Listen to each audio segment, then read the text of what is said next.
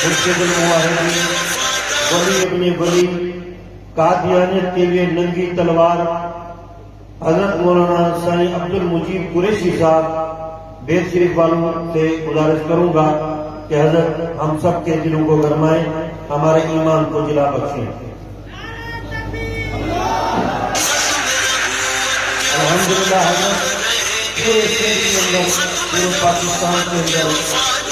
हमारे सरपरस्ती फरमाते हैं और जहाँ पर हिंद के अंदर कहीं भी कोई मसला पेश आता है तो अल्हम्दुलिल्लाह हमारे नुमाइंदगी फरमाते हैं।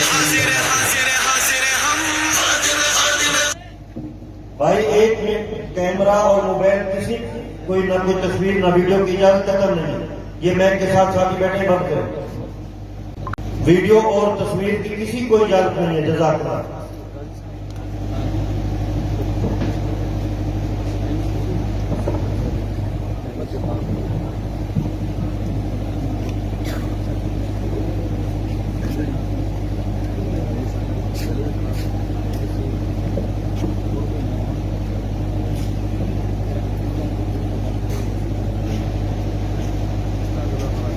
अल्हम्दुलिल्लाह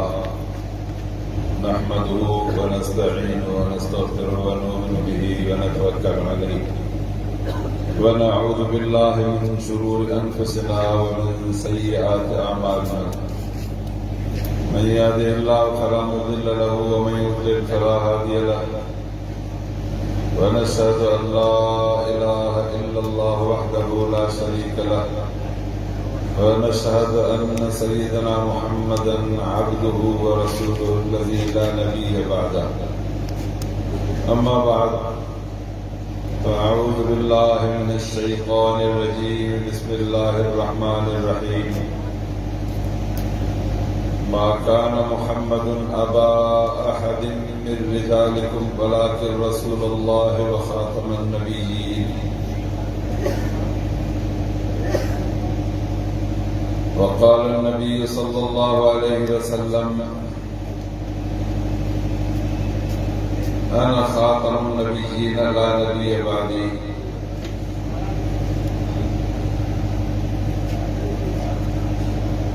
وقال النبي صلى الله عليه وسلم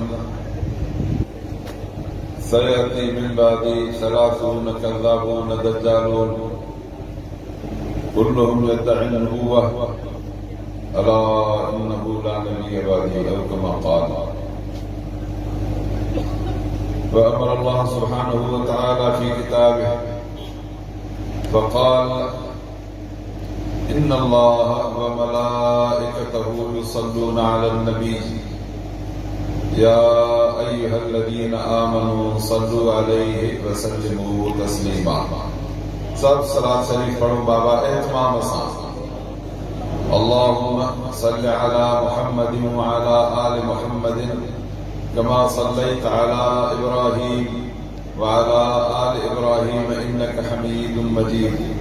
اللهم بارك على محمد وعلى آل محمد كما باركت على إبراهيم وعلى آل إبراهيم إنك حميد مجيد. مسلمان ग्रामीण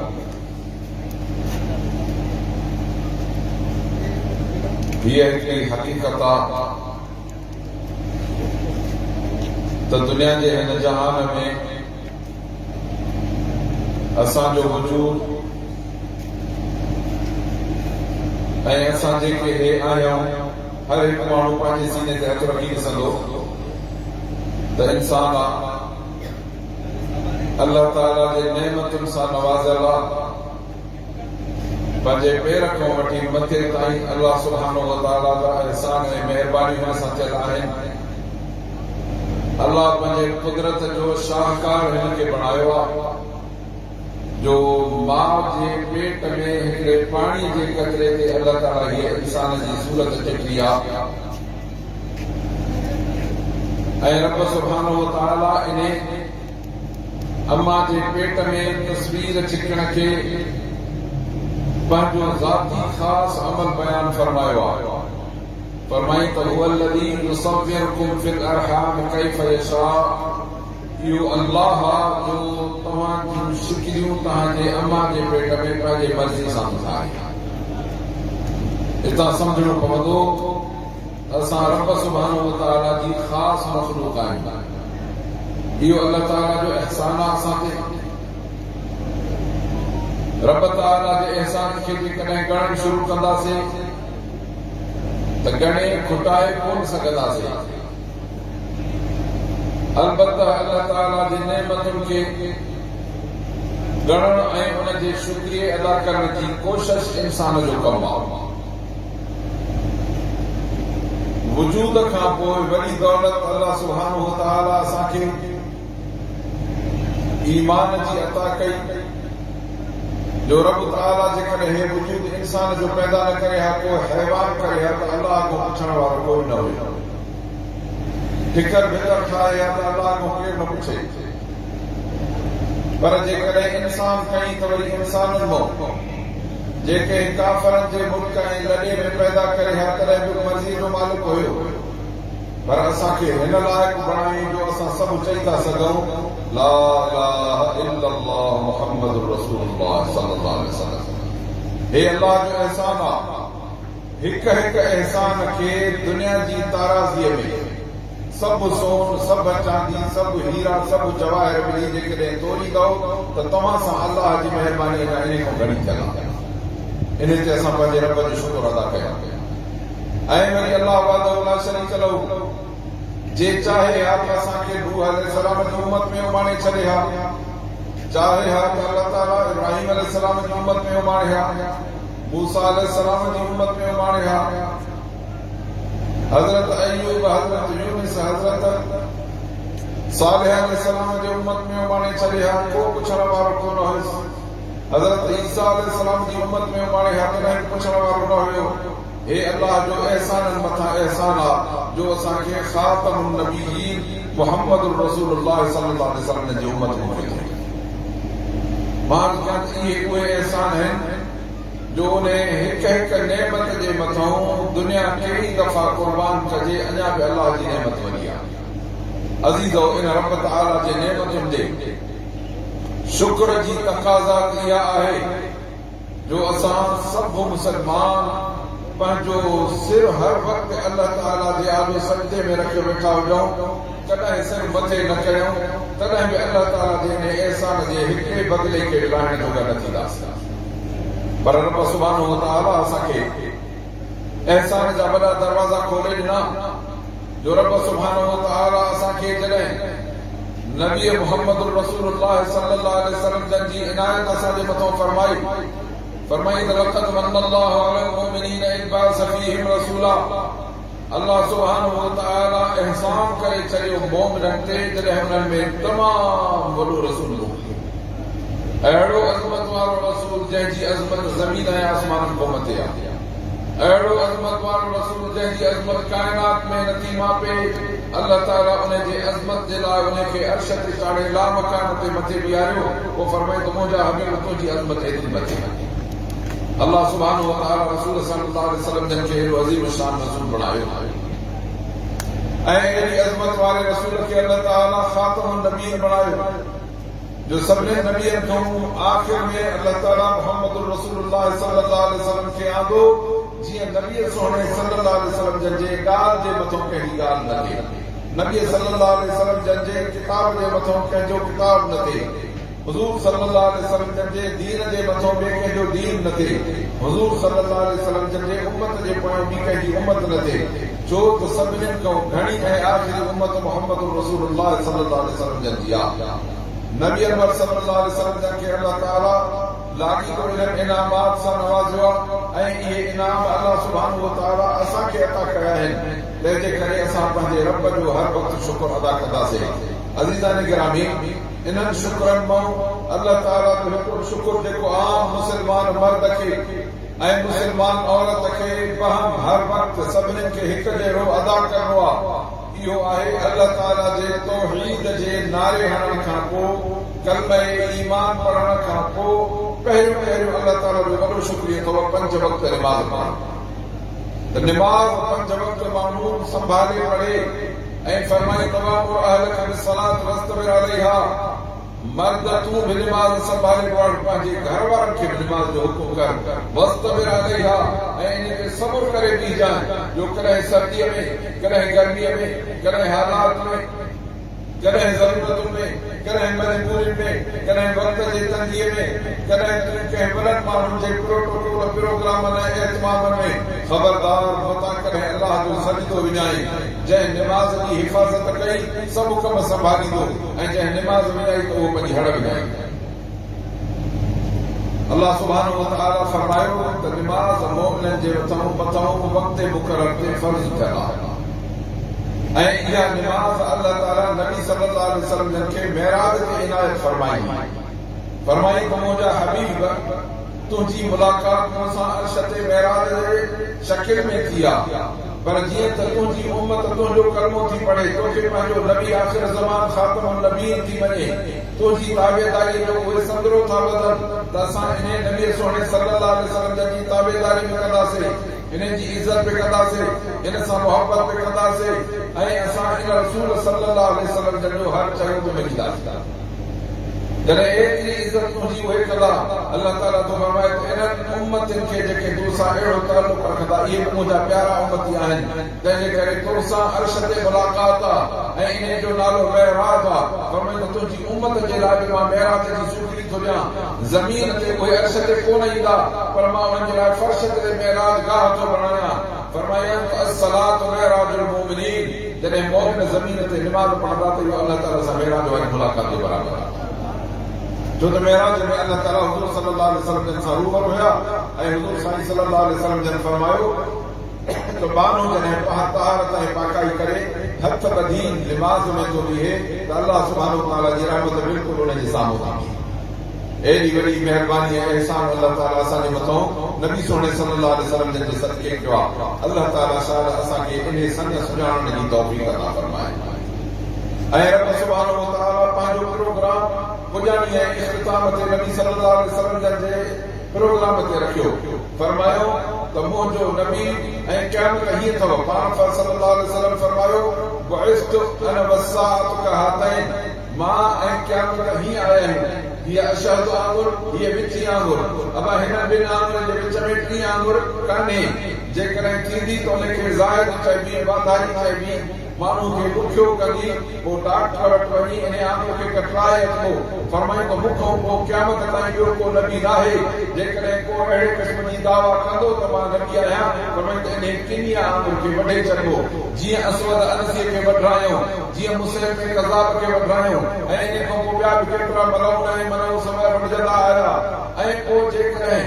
इन शानदार नबीअ जे नबूवत ते केरु माण्हू आंगुर उथारींदो तॾहिं बि बारगाह नबूवत मां उन जे मुंडीअ लाहिण जो हुकुम थो अचे इन रसूल आलीशान ऐं शानदार जे इज़त ऐं नामूस ते जेकॾहिं को अखर उथारींदो त बारगाह नबूवत मां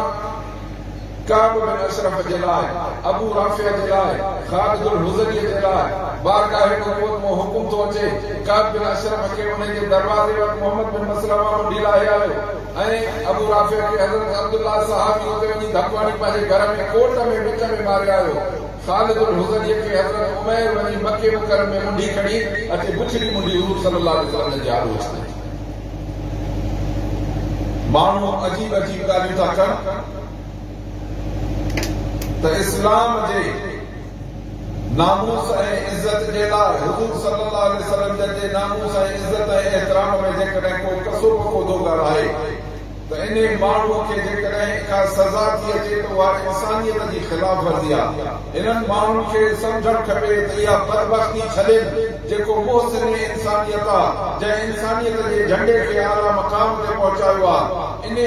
मोहसिन इंसानियत जो शान अल्लाह ताला क़ुरान मजीद में फरमायो रब सुब्हानहु व तआला फरमायो क़ुरान मजीद में त नबी सोने सल्लल्लाहु अलैहि वसल्लम जन खे ईज़ा पहुचाइण वारो कॾहिं बि मोमिन ऐं मुस्लमान नथो थी सघे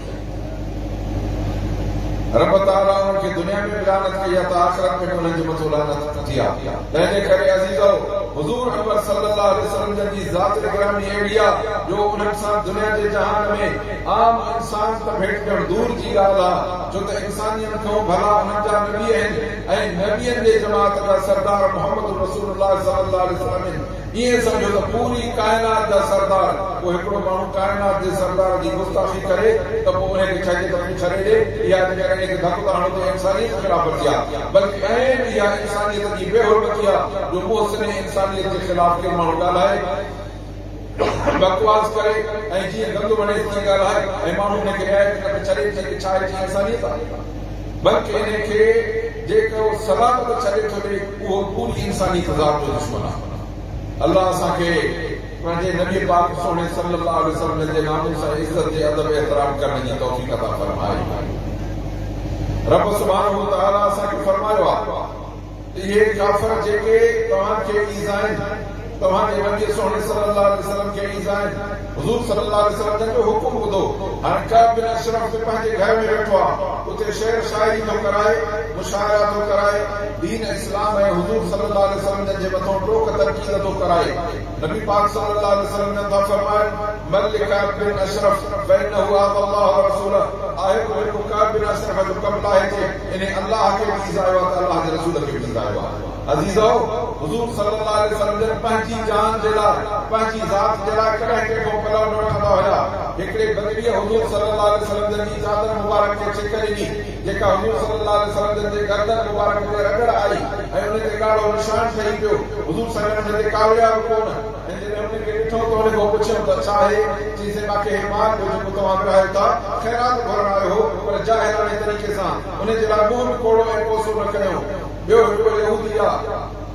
अबू सोना, उहो हुज़ूर सल्लल्लाहु अलैहि वसल्लम जे हिते गिरेबान खां वठी लोलो ॾेई ऐं बद अख़लाक़ी थो करे, अहद जी ख़िलाफ़ वर्ज़ी थो करे। हज़रत उमर जो चवेसि त अल्लाह जे रसूल जा दुश्मन नबी सल्लल्लाहु अलैहि वसल्लम जे वेठो वेठो आहे, परे वञा त तुंहिंजी मुंडी उॾाए आहियां। हुज़ूर सल्लल्लाहु अलैहि वसल्लम सां फरमायो हाणे पंहिंजे ज़ात गिरामी जो मामिलो आहे, तंहिंजे करे दरगुज़र था कनि ऐं माफ़ था कनि। तॾहिं नबी सल्लल्लाहु अलैहि वसल्लम त उमर हिनखे दड़के ॾियण जे बजाए हे ऐं मां तुंहिंजी ख़ैर ख़्वाहीअ जा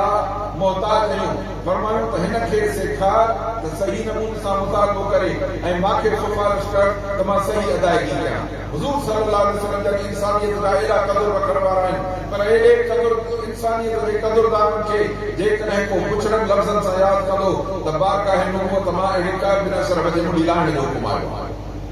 तंहिंजे करे नामूस रिसालत जे ख़िलाफ़ वर्ज़ी करण वारे जी सज़ा हिकिड़ी आहे त उन जो गर्दन उन जे कंध खां भार थिए। अल्लाह ताला असांखे मुस्लमाननि खे असांजे हुकूमतुनि खे अरबाब इख्तियार खे अहिड़ी हिम्मत ऐं तौफ़ीक़ अता फरमाए जो इहो अल्लाह ताला जो हुकुम हमेशह जारी कंदा रहंदा ऐं जेसीं ताईं इहे शयूं हूंदियूं उम्मत में तेसीं ताईं उम्मत में ख़ैर ऐं भलाई ऐं गैरत बचंदी। अल्लाह ताला असांखे नामूस रिसालत जे तहफ़्फ़ुज़ करण जी तौफ़ीक़ अता फरमाए। अज़ीज़ान गिरामी, रोज़े अव्वल खां वठी काफ़िर इस्लाम सां दुश्मनी करण जी कोशिश कई आहे ऐं असांजे मुल्क में जेका दुश्मनी आई उहा बरतानिया जी हुकूमत, अंग्रेज हुकूमत जॾहिं असांजे हिन मुल्क में हुई, पाकिस्तान कोन हो, हिंदुस्तान हिकिड़ो हूंदो हो, हिते बरतानिया जी हुकूमत हूंदी हुई। उन बरतानिया जी हुकूमत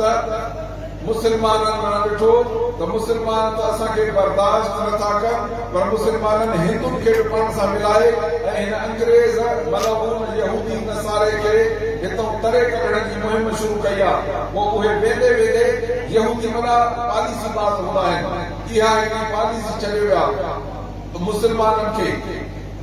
क़ुरान मजीद गुम करे ऐं गुमराह नथो करे सघिजे। उनजे करे हुननि चयो त नबी करीम सल्लल्लाहु अलैहि वसल्लम जो ऐलान थियल आहे जिहाद जो, उन जिहाद जे ऐलान ते मुसलमान बीठा आहिनि, तंहिंजे करे काफ़िर खे पंहिंजे ज़मीन ते पेर खोलण नथा ॾियनि। उनजे करे पोइ हुननि पंहिंजे तरफ़ां हिकिड़ो अहिड़ो पंहिंजो गुमाश्तो मलऊन उथारियो, मिर्ज़ा गुलाम अहमद कादियानी, अंग्रेज़ सरकार जो पघारखोर मुलाज़िम ऐं जेको हिकिड़ो मनहूस क़िस्म जो माण्हू, मुराक जे बीमारीअ जो बीमार, जंहिंजो अकुल ऐं सम्झ कुल एतिरी हुई जो बीमारीअ जे करे कोट जे खीसे में हिकिड़े में भितर रखंदो हो वट करण जे लाइ, वरी मुराकी माण्हू खे गुड़ वणंदो आहे, ॿिए खीसे में रखंदो हो गुड़ खाइण जे लाइ, पोइ कॾहिं गुड़ सां वट करे त कॾहिं वट पंहिंजा भेतर खणी अमूल सब्जी खाए अहिड़े अहमद खे नबी चइबो आहे पर जेकॾहिं को पर पाए उलंदो बि अचे त नबी सोने सल्लल्लाहु अलैहि वसल्लम को क़यामत ताईं नबी न चइबो अज़ीज़ान गिरामी अंग्रेज़ इन जे लाइ इन प्रोग्राम खे हलायो त इहो पाण खे मुस्लमान सॾाईंदो मुस्लमाननि में गॾिजी वेंदो पर इन्हनि में प्रोग्राम हूंदो यहूदीन नसारनि जो तॾहिं हो मिर्ज़ो गुलाम अहमद पंहिंजे किताबनि में लिखी विया त मैं अंग्रेज़ सरकार का खुदकाश्त पौधा हूं पौधो चइबो आहे वण खे चकीअ खे खुदकाश्त माना हथ सां पोखियल अंग्रेज़ हुकूमत मूंखे हथ सां पोखियो आहे मां उन्हनि जो ॿूटो आहियां वॾो थींदो त मां छा उन्हनि ते कंदो ऐं पोइ उहो हमेशह इहो चवंदो हो त मां अमन वारो नबी आहियां मोहम्मद रसूलुल्लाह जिहाद चई वियो हो दोस्तो अब छोड़ दो जिहाद का ख्याल दोस्तो जिहाद जो ख्याल छॾे ॾियो इहो जुनून ऐं महाल वापसि हाणे ख़तमु थियो अंग्रेज़ सरकार जी वफ़ादारी कयो माना मुस्लमाननि खे काफ़र जो ग़ुलाम ऐं वफ़ादार बणाइण जे लाइ इहो अहिड़ो मनहूस फ़िरक़ो हो जंहिंखे अंग्रेज़नि हिमायत कई उन जी हिफ़ाज़त कई उन्हनि खे जेके बेईमान माण्हू पैसनि ऐं नौकरनि ते नौकिरियुनि ऐं छोकिरियुनि ते जेके वञी उनखे मञींदा हुआ उन्हनि सां तालुक़ रखंदो हो उन्हनि सां संगत रखंदा हुआ उन्हनि खे नौकरियूं ॾींदा हुआ जेको हिननि जे मथां वञी हिननि खे मनोती कंदो हो उनखे मुराद ॾींदा हुआ ओ उनखे इहे दुकान खोले ॾियनि कारोबार खोले ॾियनि अॼु ताईं बि बहिर त मुस्लमान खोड़ वञी हिननि कारियरनि सां हथ मिलाए ख़ातम नबी मुहम्मद रसूलुल्लाह सल्लल्लाहु अलैहि वसल्लम जा चैन टक्कर ते बाली थींदा बीहनि अल्लाह ताला सारा असांजे हिन ज़मीन खे अहिड़नि मलउन ऐं बातिन ऐं ईमान फरोशनि को पाक करे अज़ीज़ान गिरामी इहे कादियानी मौलाना मलउन मुर्तद जेके अथव काफ़र इहे सभु जो सभु अहिड़ा इन क़िस्म जा लानती आहिनि जो नबी सल्लल्लाहु अलैहि वसल्लम जा इहे गद्दार आहिनि अल्लाह सुब्हानहु व तआला तो फरमाए त जेके काफ़िर ऐं जेके फासिक जेके मुनाफिक अल्लाह ऐं अल्लाह जे रसूल सल्लल्लाहु अलैहि वसल्लम जे ख़िलाफ़ जॾहिं ॻाल्हियूं कनि चथरूं कनि मज़ाक़ूं कनि मस्खरियूं कनि जेको मुस्लमान हिननि सां गॾिजी वेहंदो हा में हा मिलाईंदो या घटि में घटि उन जी कचहरी वञी ॿुधंदो ऐं उन खां बेज़ार थी या बात हथ सां झले या ज़ुबान सां झले या दिलि सां पुछड़ो सॼी उन्हनि खे निकिरी वञे न निकिरंदो फरमाए त फ़इन्नकुम इज़न मिथलुहुम अल्लाह तो फरमाए इहो बि इन्हनि लानतियुनि जहिड़ो आहे इन जे करे इन्हनि कादियानियुनि मलउननि सां असांखे मज़हबी तौर ते बाइकाट करणो आहे कहीं बि हालत में तालुक न रखणो आहे जेकॾहिं डॉक्टर आहे त मरणो तॾहिं दवा इन खां न वठंदासीं जे मरीज़ थी अचे खटके घिटीअ में त इनखे दवा न ॾींदासीं जेकॾहिं ग्राहक थी अचे त दुकान तो रोधे कढंदासीं जे मुफ़्त में सौदे जो दुकान खोले त असां बुख में खटकी पर खे तरजीह ॾींदासीं पर इन्हनि मलउननि ऐं लानतुनि जे मुफ़्त जे सौदे मां असां चपली न कंदासीं बल्कि हीअं ॾिसंदासीं न वेंदासीं अहिड़ी हैरत धारींदासीं त पोइ इंशा अल्लाह क़यामत जे ॾींहुं असांजे नबी मोहम्मद रसूलुल्लाह सल्लल्लाहु अलैहि वसल्लम जी शफ़ाअत कंदा तंहिंजे करे अज़ीज़ान गिरामी ऐं हो पंहिंजे प्रोग्राम ते एतिरा पका पुख्ता आहिनि जो सभु कुझु पंहिंजो झोंके छॾियो अथऊं त मुस्लमाननि खे गुमराह करे बेईमान करे मुर्तद ऐं मलऊन करे ऐं बेग़ैरत करे वठी वञनि ओॾे पंहिंजे पासे मुस्लमानो असां माण्हुनि खे छा थियो आहे हालांकि अल्लाह ताला थो फरमाए इन जान जो सौदो कई मलउन मुर्तद काफ़िर जे हथ ते कंदासीं न हिन जान खे कंहिं काफ़िर ऐं मलउन मुर्तद जे आड़ूअ सां झुकाईंदासीं जे अहिड़े क़िस्म जी असांजी मज़बूत विख ऐं कदम बीहंदो यकीन ॼाण त इंशा अल्लाह असां अल्लाह क़बूल मज़बूत ऐं कामयाब रहंदासीं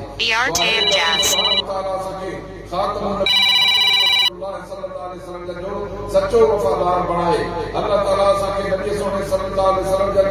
जेके वफ़ादार ऐं जानसार आहिनि उन्हनि सां सची मोहबत ऐं तालुक जोड़ण जी तौफ़ीक़ अता फरमाए अज़ीज़ो असांजा अलाए केतिरा मुस्लमान आहिनि जेके चवंदा कि ख़त में बहुत अच्छा आहे अदा इहो जेको हाणे जेका लाहौर में कॉन्फ्रेंस थी माण्हू पुछंदा पिया छा आहे छाजो गोड़ आहे छाजो शोर आहे मुस्लमान खे रही करे ऐं ॿियनि सालनि गवर्नमेंट जे सर्विस वारनि मुलाज़िमनि खे रही करे इहा ख़बर कान्हे त कादियानी जो फितरो छा आहे मुर्तद छा थींदा आहिनि कादियानी छा थींदा आहिनि ख़त्म नबूवत कहिड़ी तहरीक जो नालो आहे मुस्लमान खे पतो ई कोन्हे तंहिंजे करे तव्हां असां सभिनी मुस्लमाननि जी इहा ज़िमेदारी आहे पंहिंजे मजलिसुनि में, पंहिंजे महफ़िलुनि में, पंहिंजे उठक बैठक में, पंहिंजे शादियुनि ऐं ख़ुशियुनि में घटि में घटि अहिड़ो प्रोग्राम कयूं जो असांजे ख़त्म नबूवत जा नुमाइंदा अल्हम्दुलिल्लाह झर झर जिते किथे मौजूद आहिनि उन्हनि खे पंहिंजे मजलिसुनि महफ़िलुनि में आणे पंहिंजे इलाक़ुनि में महिमान घुराए उन्हनि सां कचाई कराए ख़त्म नबूवत जे मसइले खां उन्हनि खे आगाह कराइजे जीअं सुभाणे इन कारे नाग खां इहे बची वञनि मतां हिन कादियानी जे फितने में को लॻी थी पवे। अल्लाह सुब्हानहु व तआला असांखे इन फितने खां बचण जी तौफ़ीक़ अता फरमाए ऐं ख़त्म नबूवत जे लाइ अल्हम्दुलिल्लाह दोस्त खोड़ हलंदा आहिनि। आलमी मजलिस तहफ़्फ़ुज़ ख़त्म नबूवत जी जेका कॉन्फ्रेंस थींदी आहे उन मर्कज़ी जनाब नगर में मुस्लिम कॉलोनी में उते दोस्त हलंदा आहिनि। 2 ॾींहंनि जो प्रोग्राम हूंदो आहे। जी भर के आलिम उन में हर क़िस्म जी तरबियत ऐं तालीम ॾींदा आहिनि, दर्स ऐं सबक़ थींदा आहिनि। पूरे 2 ॾींहंनि जो प्रोग्राम हूंदो आहे ऐं जेकॾहिं 2 ॾींहं माण्हू सुहिणे नमूने सां ॿुधी अचे न त मोटंदो त इंशाअल्लाह ख़त्म नबूवत जो उहो मुबलिग थी पवंदो। अज़म कयो त इंशाअल्लाह घणे खां घणा इन ख़त्म नबूवत जे कॉन्फ्रेंस में असां शरीक थींदासीं। तव्हांखे दोस्त इंशाअल्लाह इन मुतालिक़ प्रोग्राम ॿुधाईंदा ऐं हिते पंहिंजे ज़िमेदार साथी ज़ाहिर आहे जो एहतमाम कंदा आहिनि हलण जो। अल्लाह ताला असांखे इन ख़त्म नबूवत सां हर मामले में वफ़ादारी करण जी तौफ़ीक़ अता फरमाए। आख़िर दावाना अल्हम्दुलिल्लाह रब्बिल आलमीन। ये हुआ इन जलसे का मेहमान खास असांजा